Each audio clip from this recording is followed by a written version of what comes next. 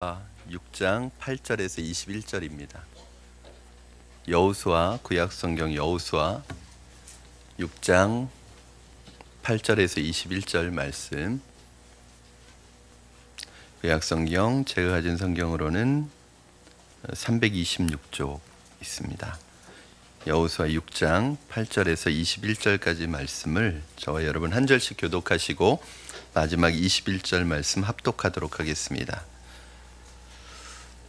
제가 먼저 봉독하겠습니다. 여호수아가 백성에게 이르기를 마침에 제사장 일곱은 양각 나팔 7을 잡고 여호와 앞에서 나아가며 나팔을 불고 여호와의 언약궤는 그 뒤를 따르며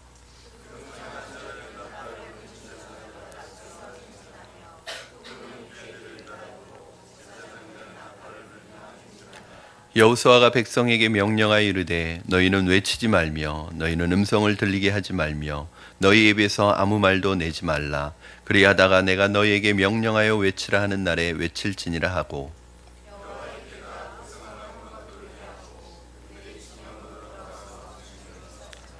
또 여호수아가 아침에 일찍이 일어나니 제사장들이 여호와의 궤를 메고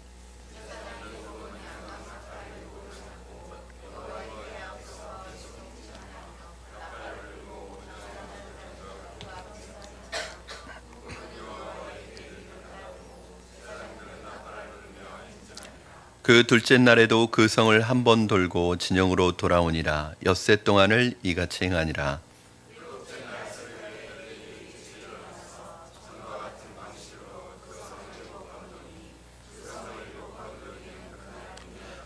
일곱 번째에 제사장들이 나팔을 불 때에 여호수아가 백성에게 이르되 외치라. 여호와께서 너희에게 이 성을 주셨느니라.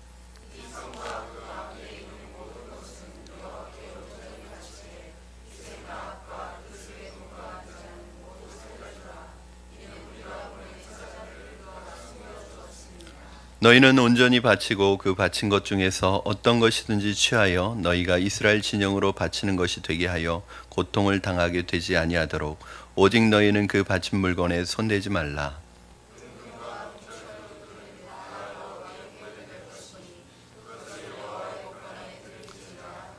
이에 백성은 외치고 제사장들은 나팔을 불매 백성이 나팔 소리를 들을 때 크게 소리질러 외치니 성벽이 무너져 내린지라. 백성이 각기 앞으로 나아가 그 성에 들어가서 그 성을 점령하고 그 성 안에 있는 모든 것을 온전히 바치되 남녀노소와 소와 양과 나귀를 칼날로 멸하니라. 아멘.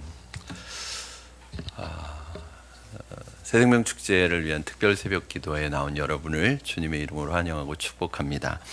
하나님이 그 성중에 계심에 성이 흔들리지 아니할 것이라. 새벽에 하나님이 도우시리로다. 아멘. 하나님, 새벽은 하나님께서 역사하시는 시간입니다. 새벽은 승리의 시간입니다. 새벽은 기적이 일어나는 시간입니다. 오늘 여러분 안에 저와 여러분을 통해서 하나님이 새벽에 도우시는 은혜를 경험하게 되실 줄로 믿습니다. 새벽 시간 멀리서도 오신 분들도 계실 텐데 하나님께서 그 발걸음을 기억하시고 새벽 기도의 기간 동안에 새 힘을 주실 줄로 믿습니다.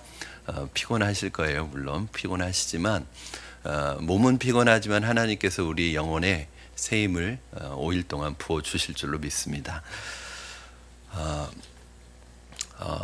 애굽을 탈출하는 이스라엘 백성들 앞에는 여러 가지 난관이 놓여 있습니다. 사실은 그 무시무시한 어마어마한 이 바로의 손아귀에서 벗어나는 것조차 쉽지 않았습니다. 10가지 재앙을 통해서 바로의 손에서 벗어나는 과정 속에서도 여러분 보시면 계속 바로가 놓아주지 않습니다. 그렇죠. 보내줄 것 같으면서도 보내주지 않고 놓아줄 것 같으면서 놓아주지 않고 계속해서 붙드는 거죠. 이 이스라엘 백성들이 애굽을 탈출하는 이 과정은 마귀 그 바로의 손에 손아귀에 붙잡혀 있던 이스라엘 백성들이 애굽을 탈출하는 이 과정은 세상에 사로잡혀 있었던 이 사람들이 세상의 이 마귀의 손아귀에서 벗어나는 그런 과정과 동일하고 그런 것을 상징적으로 우리에게 보여주고 있습니다. 여러분, 웬만해서는 이 마귀가 순순히 놓아주지 않습니다. 그렇게 호락호락 놓아주지 않습니다. 한 영혼이 구원받고 주께로 돌아오는 것은 하늘나라에선 천국잔치가 일어나는 아주 기쁜 일이지만 마귀의 입장에서 보면 한 영혼을 내어주는 일이기 때문에 결코 그냥 내어주지 않습니다. 그래서 끝까지 붙들고 끝까지 놓아주지 않는 거예요. 어떻게 보면 이 모세와 바로와의 이 영적인 싸움은 오늘 우리와 사단과의 이 영적인 싸움이라고 할 수 있습니다. 그러나 이미 하나님께서 우리에게 승리를 주신 줄로 믿습니다. 승리를 선포하시고 믿음으로 나아가시면 그대로 될 줄로 믿습니다. 이 첫째 날이 굉장히 중요한 거예요. 그렇죠? 뭐든지 이 첫 시간이 중요하고 첫 번째 단추를 잘 껴야 합니다. 그래서 사실은 첫째 날 아마 이 믿음의 결단을 하고 나오시면 그래도 첫째 날 주시는 은혜로 둘째 날 나오고 둘째 날 주시는 은혜로 셋째 날 나오고 이게 한 3일째가 고비거든요. 우리 새벽기도 안 하시던 분들은 이 수요일만 넘기면 그래도 다 하실 수 있는데 이 수요일까지가 고비예요. 그런데 이 첫째 날 나오지 못하면은 둘째 날부터 나오기는 참 쉽지 않아요. 아마 여러분들은 이미 마지막 날까지 승리하신 분들인 줄로 믿습니다. 얼마나 피곤하시겠어요. 그러나 하나님이 우리가 알지 못하는 새벽에 주시는 은혜가 있어요. 여러분, 이렇게 어렵게 애굽을 탈출해서 나왔는데 또 문제가 앞에 있습니다. 어떤 문제가 딱 가로막혀 있죠? 바로 이 홍해라는 문제가 딱 가로막혀 있는 거예요. 지금 이스라엘 백성들이 홍해 앞에 섰을 때 그 난감함, 홍해라는 장애물이 이스라엘 백성들은 여기서 무너지기 시작했습니다. 괜히 애굽에서 나왔다고 불평하고 불만을 터뜨리기 시작했습니다. 뒤에서는 그 자기들을 놓아주지 않으려는 끝까지 놓아주지 않으려는 이 바로가 애굽의 군대를 보내서 뒤따라오고 있고 죽이려고 뒤따라오고 있고 앞에는 홍해라는 이 바다가 놓여 있습니다. 사면초가의 위기에 놓여 있습니다. 이스라엘 백성들은 그렇게 생각했을 거예요. 이제 나는 죽었구나. 우리는 여기서 죽는구나 하면서 모세에게 불만을 터뜨리기 시작했습니다. 여러분, 그런데 자세히 보시면 이건 모세의 잘못이 아닙니다. 모세가 지리를 몰라서 이미 모세는 광야에서 40년 동안 목동으로 지냈고 목자로 지냈고 그 길을 벌써 다 사전 답사 다 한 사람이에요. 길을 몰라서 홍해 앞으로 끌고 온 게 아니에요. 하나님께서 구름 기둥과 불 기둥으로 이스라엘을 홍해 앞에 데려다 놓은 거예요. 우리 인생 속에서도 이 홍해와 같은 문제를 만날 때가 있습니다. 정말 우리의 문제로 우리 힘으로 해결할 수 없는 사면초가의 위기를 만날 때가 있고 그 문제를 만날 때가 있고 그런 환경과 상황을 만날 때가 있습니다. 여러분, 왜 하나님께서는 왜 홍해 앞으로 이스라엘 백성들을 데리고 오셨을까요? 사실은 홍해가 아니어도 가나안 땅으로 갈 수 있는 길이 있거든요. 더 좋은 길이 있거든요. 근데 왜 굳이 이 바다 앞으로 이스라엘 백성들을 데리고 오셨을까요? 이스라엘 백성들을 공경에 처하게 하시려고 데리고 오셨을까요? 어려움에 빠뜨리려고 데리고 오셨을까요? 망하게 하려고 데리고 오셨을까요? 정말 여기서 죽게 하려고 데리고 오셨을까요? 아니에요. 홍해 앞으로 와야 홍해가 갈라지는 걸 보죠. 홍해 앞으로 와야 하나님의 기적과 역사를 체험하죠. 여러분, 우리 인생의 사면초가 같은 위기와 문제와 고난은 하나님이 우리를 망하게 하시려는 목적이 아니라 우리를 공경에 처하게 하시려는 목적이 아니라 그 상황에 대해 하나님의 기적을 체험하죠. 그 문제가 해결되는 것을 경험하죠. 그래야 살아계신 하나님을 경험하죠. 안정된 삶 속에서는 하나님을 경험하기가 참 어렵습니다. 여러분을 가로막고 있는 홍해를 통해 하나님은 바다가 갈라지는 놀라운 기적을 맛보게 하실 줄로 믿습니다. 그렇게 홍해를 건넌 이스라엘 백성들이 40년간의 광야에서 말씀으로 훈련받고 약속의 땅에 들어가기 위해 통과해야 되는, 넘어야 되는 바로 그 장애물이 바로 오늘 본문 여리고성입니다. 여리고성은 홍해가 이스라엘 백성들의 출애굽의 시작이라고 한다면 여리고성은 출애굽의 끝이고 새로운 약속의 땅의 시작입니다. 가나안 땅의 첫 관문이 바로 이 여리고성입니다. 여러분에게 여리고성에 대해서는 여러 번 말씀드린 적이 있지만 여리고성은 그 당시에 한 번도 함락되어 본 적이 없는 그야말로 난공불락의 성이었습니다. 이중성벽으로 되어 있고 이 이중성벽의 이 벽과 벽 사이에는 2m가 넘어서 여기에 마차가 다닐 수 있는 그런 이중성벽으로 되어 있는 한 번도 그 당시의 고대에 함락되어 본 적이 없는 난공불락의 철옹성과 같은 성이었습니다.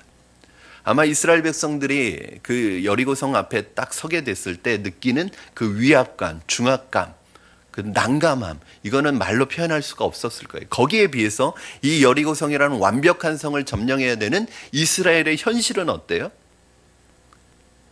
군대가 아닙니다. 한 번도 군사훈련을 받아본 적이 없습니다. 그냥 애굽을 빠져나온 오합지졸에 불과했습니다. 여러분, 우리에게 당면한 어떤 고난이나 우리의 믿음의 발걸음을 가로막는 어떤 문제가 너무 커서 도저히 우리 힘으로 감당할 수 없을 것 같은 커다란 문제라고 혹시 느껴지십니까? 그 문제가 오늘 이스라엘 백성을 가로막고 있는 다윗 앞에 서 있는 골리앗처럼, 이스라엘 앞에 서 있는 이 난공불락의 여리고성처럼 도저히 우리 힘으로 어떻게 할 수 없는 큰 문제라고 생각되십니까? 혹시 여러분 앞에 놓여 있는 그 어떤 문제가 고난이 아니어도, 어떤 환난이 아니어도, 위기가 아니어도 여러분이 뛰어넘어야 되는 어떤 현실의 문제가 내 힘으로는 도저히 넘을 수 없는, 내 힘으로는 도저히 생각할 수 없는 그런 큰 문제와 큰 장애물이라고 생각하고 계십니까? 그렇게 느끼십니까? 여러분 앞에 보이는 그 문제, 그 장애물을 보지 마시고 그 문제보다 크신 그 장애물보다 크신 그 전능하신 하나님을 보실 수 있기를 주님의 이름으로 축원합니다. 여리고의 문제가 굉장히 우리에게 주는 교훈이 많습니다. 여러분의 여리고는 무엇입니까? 여러분이 아무것도 할 수 없게 느끼게 만드는 그것은 무엇입니까? 믿음의 발걸음을 멈추도록 만드는 장애물은 무엇입니까? 때로는 내가 전도하려는 사람이 여리고와 같이 느껴질 때가 있어요. 절대로 무너지지 않는 난공불락의 성처럼, 아주 마음을 단단히 먹고 예수 안 믿기로 결단한 그 사람처럼 오랫동안 문을 두드려도 절대 열리지 않는 그런 철옹성과 같이 느껴질 때가 있어요. 오늘 여리고와 같은 문제, 이 여리고와 같은 사람, 홍해와 같은 문제, 골리앗 앞에 서 있는 이 장애물처럼 우리는 어떻게 이 문제를 대해야 될까? 이게 지혜로운 사람 벌써 여러분 그렇잖아요. 좀 내가 웬만큼 할 수 있는 거는 이건 내가 하면 된다 생각되는데, 이건 도저히 내 실력이나 내 상황으로는 해결할 수 없는 문제를 딱 만나게 되면 어떻게 되지요? 둘 중에 하나겠죠. 낙심하고 포기하든지, 이거는 또 하나는 뭐죠? 이건 내 힘으로 해결할 수 있는 게 아니야. 내 능력, 내 경험, 내 실력으로 할 수 있는 게 아니야. 이거는 믿음의 문제라는 것을 빨리 알아채야 되죠. 세상 사람들은 이런 난공불락의 문제, 해결할 수 없는 엄청난 불가능의 문제를 만나면은 포기합니다. 낙심합니다. 그러나 저와 여러분 이 문제를 만날 때 어떠한 믿음의 반응을 보이셔야 되죠? 이건 우리가 하는 문제가 할 것이 아니야. 이건 믿음의 문제야. 이건 하나님이 하셔야 되는 거야. 그러면 우리가 하는 것은 바로 하나님을 전적으로 의지하는 거예요. 여러분, 아까도 말씀드렸듯이 하나님께서 나로 하여금 망하게 하시려는 것이 아닙니다. 공경에 빠뜨리려고 하는 것이 아닙니다. 이 문제를 통해서, 이 상황과 환경을 통해서 나로 하여금 하나님만 바라보게 하시려는 것입니다. 하나님만 전적으로 의지하게 하시려는 것입니다. 여러분, 이 문제를 뛰어넘으십시오. 저도 기도하는 것 중에 하나가 하나님 제 육체의 한계를 뛰어넘게 해달라고 늘 기도해요. 제 실력의 한계를 뛰어넘게 해달라고 기도해요. 실력도 없지만, 사실은 건강도 연약하지만 그 건강에 매여서, 그 실력에 매여서 하나님의 일을 내 스스로 포기하고 싶지는 않습니다. 하나님, 오히려 그런 문제를 만날 때마다 오히려 하나님의 기적을 체험할 수 있는 절호의 기회라고 생각하고 육신과 인간의 한계를 뛰어넘는 하나님의 도우심을 경험하게 해달라고 그렇게 기도하고 있습니다. 여리고성 앞에 서 있는 이스라엘 백성들은 아마 그동안 믿음으로 훈련받았기 때문에 이렇게 기대감을 가지고 있었을까? 하나님이 어떻게 역사하실까? 왜냐하면 그동안 오는 동안도 여러 번의 전쟁 속에서 하나님이 기적 같은 도움을 받았거든요. 이번 이 문제는 하나님이 어떻게 해결하실까? 여러분, 그러니까 이 어려움들을 경험하고 어려운 문제를 하나님 안에서 풀었던 사람들은 문제를 만나면 두려운 게 아니라 어떤 기대감이 있어요? 하나님이 이번에는 어떻게 하실까? 어떻게 이 문제를 해결하실까? 기대감이 있는 거예요. 저는 본문에서 이스라엘 백성들의 반응이 나타나 있지는 않지만 분명히 이스라엘 백성들은 지금 하나님을 기대하고 있었을 거예요. 하나님이 드디어 그 기대하고 있는 이스라엘 백성들에게 명령을 내리십니다. 어떤 명령을 내리시죠? 하루에 한 바퀴씩 돌고 이렇게 6일 동안 이 여리고성을 도는데 규칙이 있다. 아무 소리 내지 마라. 아무 소리 내지 말고 그냥 조용히 성 밑을 돌아라. 이렇게 하루에 한 바퀴씩 6일 동안 돌고 제7일에 7일째는 7바퀴를 돌고 양각 나팔을 불고 나팔을 불면 동시에 백성들이 다 같이 외치라는 거예요. 이게 얼마나 무모한 작전이에요. 그렇죠? 여러분 이게 무슨 작전입니까? 사실은 여러분도 아시겠지만 전쟁 중에 성 밑을 무방비 상태로 도는 것은 이건 자살 행위예요. 그렇죠? 위에서 공격을 하면은 이거는 방어할 수가 없어요. 그리고 이스라엘 백성들은 변변한 무기도 없어요. 그런데 그 성 밑을 돌라는 거예요. 그런데 참 놀라운 것은 이스라엘 백성들이 이렇게 성숙해졌어요. 이제 어저께 저희가 제자반하면서 순종 파트를 다루었는데 우리 집사님들과 그런 말을 했어요. 순종하기 너무 어렵죠. 그런데 순종이 성숙해집니다. 그러니까 순종을 내가 무조건 해야 된다 이게 아니라 순종도요 성숙해져요. 점점. 아브라함이라고 100% 순종했나요? 아니에요. 아브라함도 시행착오를 거쳤어요. 믿음의 조상이라고 하는 아브라함도 믿음 없이 불순종한 적이 있었어요. 그러나 점점 그 믿음 안에서 하나님과의 신뢰관계가 쌓이면서 순종의 수준이 높아지는 거죠. 이스라엘 백성들이 광야에서 40년 동안 하나님 앞에 만나 매출하기로 하나님의 그 공급하심을 받고 하나님께 훈련을 받다 보니까 이제는 이 시험을 대하는 시험을 치는 자세가 틀려졌어요. 예전 같았으면 또 불평하고 원망하고 그렇게 하나님 앞에 끊임없이 원망했을 텐데 이 말을 듣자 하나도 불평하는 사람들이 없이 정말 하나님의 말씀대로 성을 돌기 시작했습니다. 이스라엘 백성들이 성을 한 바퀴 돕니다. 다시 그 다음날 한 바퀴 돕니다. 이렇게 6일 동안 돌기 시작합니다. 그런데 성은 아무 변화가 없습니다. 이때 이제 믿음이 필요한 거예요. 우리가 기대하는 건 뭐죠? 한 바퀴 돌고 오면 성에 금이 가고, 둘째 날 돌면 돌이 떨어지기 시작하고, 셋째 날 돌면 막 흔들리기 시작하고, 한 여섯째 날 되면 한 3분의 1은 지금 벽이 허물어지고 그런 걸 기대해야 되잖아요. 근데 6일째, 심지어는 7일째 6바퀴 돌 때까지도 아무 이상 없이 그 성벽은 견고하게 서 있는 거예요. 이때 이스라엘 백성들 마음속에 어떤 마음이 들까요? 야, 내가 이거 무슨 미친 짓을 하는 거지?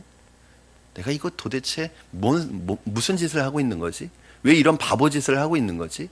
아마 낙심이 됐을 거예요. 만약에 중간에 어떤 변화가 있으면 성 도는 게 얼마나 재밌겠어요. 그렇죠? 얼마나 신나겠어요. 아마 강강수월래 하면서 아주 재밌게 돌았을 거예요. 그런데 꼼짝도 않는다는 거예요. 여러분이 어떤 기도하는 문제가 우리가 하루 기도하고 그러면 막 그 문제 해결될 조짐이 보이고, 둘째 날 기도하면 막 응답이 보이고, 셋째 날 기도하면 사람의 마음이 열리고 막 연락이 오고 막 어떤 상황이 변하고 그러면 얼마나 기도하는 게 재밌겠어요. 내일 기도하면 어떤 일이 일어날까? 막 이런 기대감이 있잖아요. 근데 어떤 문제는 기도하는데 기도해도 이것이 전혀 변화가 없이 마치 아무런 기도의 응답이 없는 것처럼 느껴질 때가 있어요. 그때 지칠 수 있습니다. 낙심할 수 있습니다. 그럴 때 우리의 믿음이 필요한 거예요. 그런데 여러분 그거 아세요? 하나님께는 기도의 분량이 있어요. 내가 한 번 기도해서 되는 게 아니라 하나님께서 우리에게 요구하는 기도의 분량이 있어요. 인내의 분량이 있어요. 그 기도의 분량이 차요. 근데 그 기도의 분량이 어느 정도인지 우리가 모른다는 게 문제예요. 그러나 분명히 기도의 분량이 있어요. 그 기도의 분량이 넘치고 차면 이것이 흘러 넘치는 것이 응답이에요. 이스라엘 백성들이 성을 돌면서 최후의 순간까지 하나님을 신뢰하고 낙심하지 않고 믿음의 발걸음을 옮겼습니다. 주님은 언제나 우리에게 온전한 순종을 요구하십니다. 끝까지 가야 합니다. 중간에 멈추어서는 안 되는 것입니다. 우리의 기도가 때로는 효과가 없는 것처럼 느껴질 때가 있습니다. 응답이 없는 것처럼 느껴질 때가 있습니다. 우리가 하는 일들이 아무런 진척이 없는 무의미한 것처럼 느껴질 때가 있다는 것입니다. 그러나 모든 하나님의 일에는 때가 있음을 기억하시고 여러분 낙심하지 마시고 좌절하지 마시기 바랍니다. 하나님께서 결국에 가서는 우리들의 기도에 응답하실 줄로 믿습니다. 우리의 일들이 주님의 뜻 가운데 이루어지고 성취될 것을 믿음으로 주장하시고 믿음으로 나가시면 하나님의 때에 하나님의 방법으로 그 문제는 해결될 줄로 믿습니다. 여러분 전도도 마찬가지입니다. 어떤 사람을 전도하려고 할 때 문을 두드리면 두드릴 때마다 조금씩 마음의 문이 열려지는 것이 보여지면 전도가 얼마나 재밌겠어요. 물론 그런 경우도 있습니다.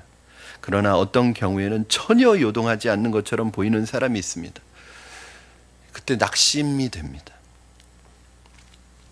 그러나 여러분 낙심하지 마시기 바랍니다. 계속 문을 두드리십시오. 믿음으로 발걸음을 내딛으십시오. 그러면 결정적인 순간에 하나님의 때가 되면 여리고가 무너지듯이 그 사람 마음에 있는 여리고의 장벽이 무너질 줄로 믿습니다. 그것이 하나님이 하시는 일이에요. 전혀 예수님 믿을 것 같지 않았던 사람이 끊임없이 문을 두드렸는데 어느 날 교회에 와 있는 거예요. 사람들이 깜짝 놀랍니다. 예수 믿을 것 같지 않던 사람이 왜 갑자기 이렇게 예수를 믿기 시작하지? 갑자기가 아니에요. 여러분 그만큼 그분을 위한 기도의 분량이 쌓였기 때문에 그분이 교회로 온 거예요. 그분이 교회로 나오기까지 그냥 하루아침에 어느 날 갑자기 이루어진 것이 아니라 이 여리고의 믿음의 행진이 있었기 때문에 가능한 것입니다. 여러분 전도할 때마다 우리의 마음을 괴롭히는 게 있어요. 낙심이 돼요. 이 사람이 정말 예수 믿을까? 언제까지 내가 전도해야 될까? 언제까지 이 사람 붙들고 있어야 되나? 막 그런 마음에 낙심이 됩니다. 그러나 여러분이 하시고 있는 그 믿음의 발걸음, 그 여리고의 행진은 결코 무의미하거나 결코 헛수고가 아니라 반드시 하나님 앞에 응답받는 기도의 제목이라는 것을 기억하시고, 특별히 이번 새생명축제 기간 동안에 또 새생명축제 특별 기도회를 통해서 우리의 태신자들의 마음속에 쌓여있는 여리고의 장벽이 반드시 무너질 줄로 믿습니다. 도저히 무너질 것 같지 않던 사람이 무너지게 될 줄로 믿습니다. 복음으로 무너질 것입니다. 오늘부터 시작되는 우리의 기도가 여리고성을 도는 이스라엘의 믿음의 행진이 되기를 바랍니다. 믿음의 발걸음이 되기를 주님의 이름으로 축원합니다. 저는 이번 이 새생명축제 특별 새벽기도회 기간에 우리 태신자들의 이 마음의 여리고 장벽이 무너지기를 위해서 기도하지만, 동시에 저는 이 특별 새벽 기도의 기간 동안에 하나님께 우리가 좀 집중해서 기도할 수 있는 시간이잖아요. 태신자들 뿐만 아니라 여러분의 삶의 문제를 놓고 좀 같이 기도했으면 좋겠습니다. 특별히 지금 내 삶의 앞에 놓여 있는 내 힘으로 해결하기 어려운 큰 문제들, 마치 골리앗과 같은 문제, 홍해와 같은 문제, 여리고와 같은 문제, 나로 하여금 자꾸 자신감을 잃어버리게 만들고 낙심하게 만들고 나로 하여금 하나님을 바라보지 못하게 만드는 그 어떠한 문제라도 오늘 그 문제가 이 기도의 기간 동안에 무너지게 해달라고, 하나님의 방법으로 해결되게 해달라고, 그런 기도의 제목으로 우리 같이 한번 좀 집중해서 기도하시면 또 하나님께서 이 기간 동안에 주시는 응답의 역사가 반드시 있을 줄로 믿습니다.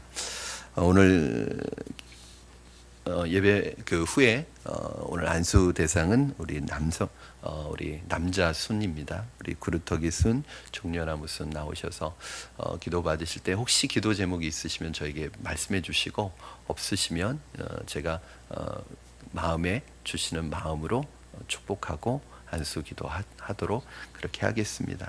우리 이 시간에 같이